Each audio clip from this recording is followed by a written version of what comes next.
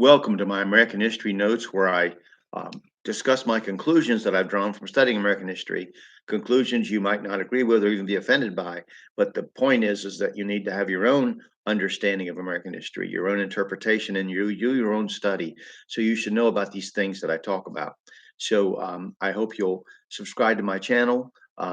Nothing fancy. I'm just talking about what I've read and what I've studied.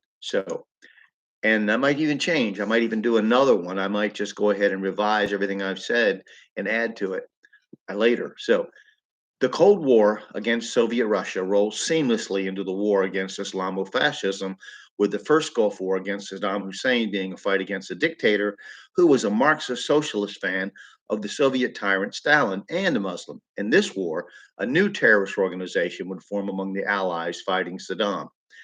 President Ford's inability to be reelected was understood in 1976. I'm going back now. I jumped ahead and I'm going to go back. And Georgia Governor Jimmy Carter became the 39th President of the United States. Carter was an extremely liberal Southern Baptist who had supported government intervention with regards to civil rights legislation. And since his presidency, had been a left wing humanitarian. He has been, and he's done a lot of great things for people. In 2000, he renounced his association with the Southern Baptist Convention. President Carter set off two very important events by his actions as president. One, the Soviet invasion of Afghanistan, and two, the Islamic extremist takeover of Iran that set the stage for the next set of world warfare conditions. More on that in a little bit. Carter, the Southern Democrat who supported radical civil rights legislation, feminism, and world peace through the strengthening of international institutions like the UN, which would have the power to supersede the sovereignty of individual nation states, was supported by voters because he had no Washington track record.